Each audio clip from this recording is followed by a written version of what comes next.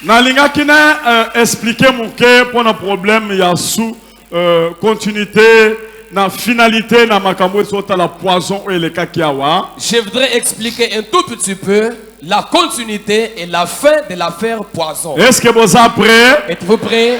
Est-ce que l'église est prête? L'église est prête. Ça va. Très bien. Tel que je vous avais annoncé, délégation. Nous avons monté une délégation. Tokutani na pasteur Godin Poyi. Nous nous sommes rencontrés avec le pasteur Godin Poyi. Il était venu me rendre visite à la maison. Pasteur Nabiso poison. Nous avons invité le pasteur cité dans l'affaire poison. Ayaki. Il était venu. Tokutani. Nous nous sommes rencontrés. Frère Wana Oya témoigné poison. Nous avons invité les bien-aimés qui avaient témoigné pour l'affaire poison. Pasteur. Nous avons montré au pasteur. Nous sommes tous enfants de Dieu.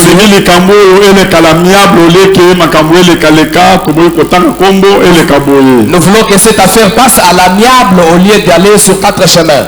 On a demandé au garçon. Le garçon a confirmé la présence du pasteur. Le garçon a confirmé en présence du pasteur. Voilà, pasteur. Il a dit, papa, tel qu'il est. C'est toi qui m'avait donné le poison pour empoisonner Walesa. Le pasteur a regretté ma casse. Le pasteur a regretté. Parce que c'était entre nous. Et puis, pasteur a lobby. Et puis, le pasteur a dit. À cette période-là, je n'étais pas ici à Kinshasa. J'enverrai mon passeport pour voir qu'à cette période-là, je n'étais pas à Kinshasa. Il n'y a pas de problème. Nous avons dit il n'y a pas de problème. Le pasteur Godin Poyi s'est décidé de continuer. Qu'on vienne encore se rencontrer. Pasteur Godin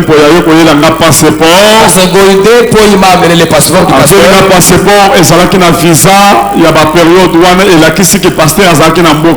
Le visa sur le passeport de ce pasteur là-bas montre qu'à cette période là-bas, le pasteur n'était pas dans le pays. Moi, il n'y a pas de problème. Si il connaît l'affaire, si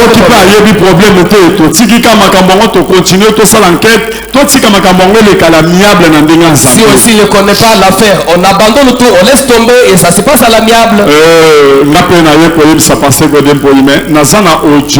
Moi aussi j'ai dit au pasteur Godin Poyi, je lui ai dit j'ai l'audio.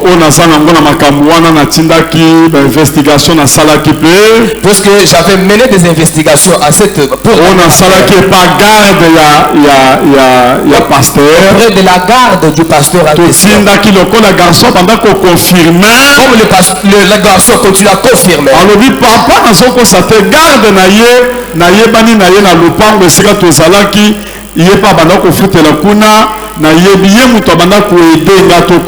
Le garçon a dit, papa, je ne mens pas, c'est sa garde qui me facilitait l'entrée pour rencontrer le pasteur. Nous avons envoyé les gens le premier jour, ils ont rencontré la garde. La garde a avoué que c'est vrai, je lui facilitais la tâche pour rentrer chez le pasteur.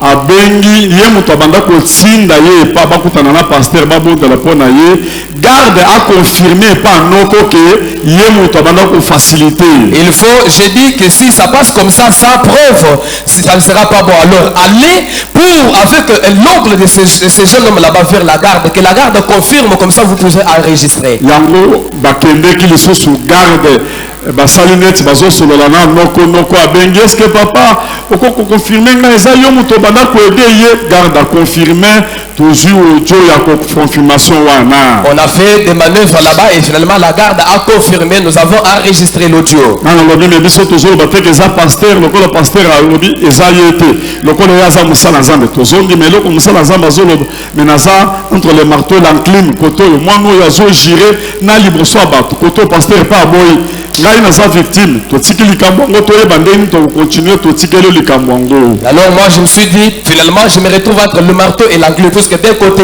les garçons sont en train de jurer même devant l'église, de l'autre côté le pasteur a nié. Comme c'est un pasteur, nous acceptons, alors nous vous abandonnons l'affaire en question. Et puis ngai nabelaki susu makasi na période wana nalingaki nakufa me Nzambe intervenaka. Et puis je reconnais qu'en cette période là-bas j'avais vraiment souffert, mais du moins Dieu était intervenu. Mais eyokosalaki na période oyo biso tofandi tozozela tokutana na pasteur Godin Poitoyoki conférence de presse basali yango et pas pasteur Nabiso. Il s'est fait que au moment où on attendait notre rencontre, la nouvelle rencontre avec le pasteur Godin Poyo, nous avons appris une conférence de presse qui s'est tenue. Donc Ali avance à sa conférence de presse. Le pasteur nous a dévancé, il a tenu une conférence de presse. La conférence de presse. Qu'est-ce qu'il avait dit dans la conférence de presse? D'abord, les journalistes mi balé mosusu abengaki neti bato basololi journaliste azo poser question moko ya mabe ya salité ya respecté pas na biso. Les deux journalistes qu'il avait invités, c'est comme s'ils avaient déjà causé, puisqu'ils lui posaient des questions tendancieuses, les questions qui manquent du respect à notre endroit. Et puis pasteur ayokolo ba ke pasteur wale saza problème te likambo yeli boye mais problème ezali ezake ngai naza na passeport nanga ala kisi passeport à se justifier alobi ke soki pasteur wale sa alandeli garçon wana te pour ala kisa moto atiaki poison te, cela veut dire eza montage au basalaki contre nga. Dans la conférence de presse, le pasteur a brandi son passeport pour dire que voilà mes visas. Ça montre à cette période là-bas, je n'étais pas ici. Alors, si le pasteur Wallace n'a pas, la personne Wallace n'a pas de problème. Mais si du moins il ne suit pas le garçon là-bas pour terminer l'affaire en question, ça veut dire que c'était un montage monté contre moi. On a sepé la quitté, le Beliwan, les années, a fait si passe indirectement, et pas de journaliste qui a montage pour récupérer le montage contre lui. Dans la salle politique, pasteur wana azamutu na linga kamakasi na teya kote une église na 2013-14 na somba ventilateur ya likolo na babenga kamoni les plafonniers. Plafonnier wana plus de 30 na somba to salaka na très bien azamutu na lingaka ngakutu na bandoko limate garçon dango azoloba zondi mapenzi asolo que pasteur ko sali kambwande wana na zondi mate tellement que na l'excepté le bosso batwa juré na bandoko ndimana ngai kakate. Devant l'église. Je suis ici devant l'église. Il n'y a personne qui m'avait invité ici. Il n'y a personne qui m'a envoyé. Il n'y a personne qui m'a donné même un franc. Si ce que je suis en train de dire ici, c'est faux, et que je suis en train de mentir, calomnier pour les serviteurs de Dieu, moi, jusqu'à ma 5e génération, que nous soyons maudits. Mais si ce n'est pas le cas, que la même malédiction retombe sur ceux qui m'avaient envoyé. Na lobi ndenge wana na koko sala le complot ya kosala bakanga ye neti politicien nakene ko fundiseka za la complot na lingaki na sala loko moko ya mabe mais omoni na kena ngona ndenge na Nzambe pona ko lakisa ke complot ezate na sala yango kaka avec amour devant serviteur de Dieu. J'ai fait tout ça avec amour en tant que serviteur de Dieu parce que ce n'est pas un complot, mais du moins je n'étais pas content de son langage qu'il avait tenu devant la presse. C'est comme si il avait déclaré indirectement que c'était un montage contre lui. Je ne pouvais pas faire ça. Ma réponse est celle-ci. Je ne peux pas faire arrêter ce garçon parce qu'il est venu se repentir. Il y a plusieurs personnes qui sont déjà venues se repentir. Ils ne sont jamais arrêtés. Il y en a même qui étaient venus avec des armes. Et si je les fais arrêter, c'est comme si j'érige la barrière aux autres personnes qui pourraient venir se repentir. Et même Dieu ne prendra pas plaisir à ça. Je ne peux pas me justifier moi-même.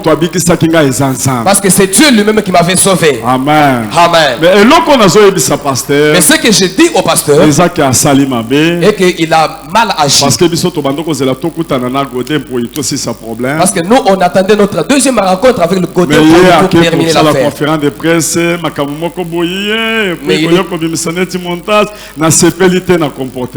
nous a défoncé en tenant la conférence de presse pour monter des choses comme ça. En tout cas, je ne suis pas content.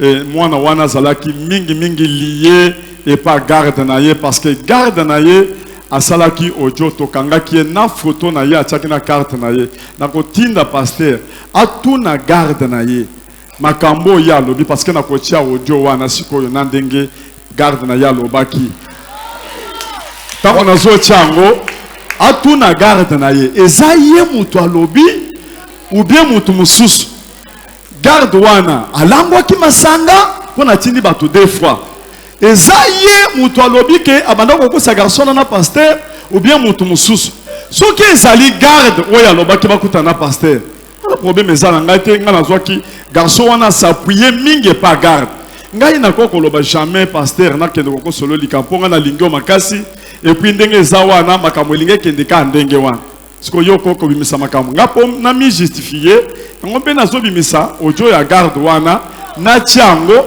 yo tuna siko garde parce garde azolo bake ya yebi garçon wana za garçon à quartier ba fanda quartier ba yebani mais garçon lobi ma yebi garde wana ba yebani ya solo mais yemu tomanda ko faciliter ye. Allô? Oui, allô? Bonjour. Bonjour, papa. Eza maître? Hein? Ah, ouais, ngai. Ah, bon, la sepeli. La sepeli mingi. Nga naza noko a trésor. La tinda kaye chaque fois. Aya kawakuta na mosala nzambe me. Ayepsenga lobi mutu moko ayedaka ye wana maître. Nayebi to soki eza yo. Ngai. Ah. Oyedaka ye po wakuta na papa. En tout cas, merci beaucoup. Mais akataki azoya susu tende na tunaki na bime ndeni nozo kende kuna na te finalement azai na ba motif azako expliquer ngai te ona okende tout ça bon sepela kite alingi na bazonga na papa atinda biloko na ngai pa na ye a mona na papa lokolo peut faciliter kaye c'est bon comme ça oki ko faciliter vraiment na ebite so zaki na likamso koloba. Un peu passionné à travers na bino na salon parce que les alarmements mais na salon mais ebisinga lobi ke mto edaka ete ezaka pas sur ndeni na vie eza pas ça papa ndé batu bayaka emso mona akoma ko éviter mako ya mbarama batu mapamba na ngana faciliter kaye de façon à pousser naïe, n'a dans la sécurité naïe, à mon combat cahier, n'a dans la facilité, on a pu reprendre RTS, on a voulu dire que bon, tel, à pousser, non, on pose un ballon. Comme tu bango, par exemple, pour ça, tel naïe, n'a aussi la toutes les façons, le lot caca, n'a mon na bureau, le lot, n'a mon niveau naïe, comme ça. Ah c'est bon. Siko soki netinda ngina tinda mwa eloko moko ya yo moko pe na okutinda la kombo nini? Oui. Na kombo na matua. Ndumba. Pa? Ndumba. Ah. Okopesa bango ba identité, okopesa bango soki ba bimi ba otindela ngango comme ça na za nango. El moko mwa unité soki mona ni na tindi pe pa na yo pe. D'accord, merci beaucoup, Zamba Pambola. Merci. Et tango basoloni na ya lobi a faciliter pour les moments un peu difficiles. Ngamutu na faciliter bakutana mais na kosala tout poto tindaki ba kosaki eke sala tout bakutana lisusu nda lobi akosala so effort bakutana mais et comme moi passe mais ngamutu na faciliter alobi biloko ndengo wana.